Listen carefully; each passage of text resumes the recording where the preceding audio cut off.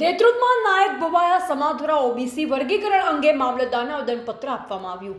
આજરોજ તારીખ 11/2/2026ના રોજ દેત્રોજ રામપુરા તાલુકાના છનિયાર, કાઝ, રૂદાતલ, ગેલડા, અબ્બાસણા તથા અમનગર રૂપના તમામ નાયક ભવાયા તરગાળા ભવૈયા ભાઈઓ મળી દેત્રોદ તાલુકાના સાહેબશ્રી મામલતદારને આવેદનપત્ર આપવામાં આવ્યું।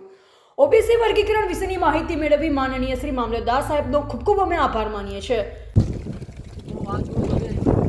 તાલુકાની અંદર જે અમારું નાયક સમાજ ભવાયા સમાજનું જે ઓબીસીનું વર્ગીકરણનું જે અમે લડત લડી રહ્યા છીએ, તો આજ રોજ અમે દેત્રોજ મામલતદાર ખાતે મામલતદારશ્રીને આવેદનપત્ર આપી અને અમે રજૂઆત કરી છે કે સાહેબ, અમારું આ સમાજનું જે દુરુપયોગ થઈ રહ્યો છે, અમારી સમાજને કોઈ લાભ મળતો નથી, તો એના અમે પગલાં અમારી તમને વિનંતી છે કે આની ઉપર તમે પગલાં લો અને જો આની ઉપર કંઈ કાર્યવાહી નહીં થાય તો અમારો આખો નાયક સમાજ વળી આવનાર સમયમાં પણ ભેગો થવાનો છે અને બીજા અમારા પણ વડીલો સાથે છે જે બે શબ્દો કહેવા માગે છે। ભાઈ આપણું શું કહેવાનું છે કહી દો। આપણે જે આવેદનપત્ર આપ્યું છે બરાબર, મામલતદાર સાહેબને આપણે આવેદનપત્ર આપી દીધેલું છે અને એવી હિન્ટ પણ આપી છે કે અત્યાર સુધીના આ સમયમાં 500 ગામના નામ લઈ હા એટલે બધા આપણા વિસ્તારના ગામના નાયક સમાજ અમારો સુભાષણ, કાજ, અબાસણા, પેલા જે છ ગામ છે રૂદાતલ અને ગેડા, છનિયા, તો આ બધાના પ્રતિનિધિઓ સાથે આજે અમે આવેદનપત્ર આપ્યું છે।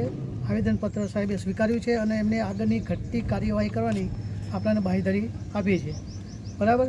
હવે શાના માટે કરી રહ્યા છે તો બધી મુહિમ બધા લગભગ આપણે બેચરાજીની મિટિંગમાં બધાને ખબર તો છે જ કે આપણે આ મુહિમ શા માટે આગળ કરી રહ્યા છે, તો આ મુહિમ આપણી આવનારી પેઢીના ભલા માટે કરી રહ્યા છે અને એમનું આ ભલું થાય એના માટે આગળની કાર્યવાહી આપણે કરી રહ્યા છીએ।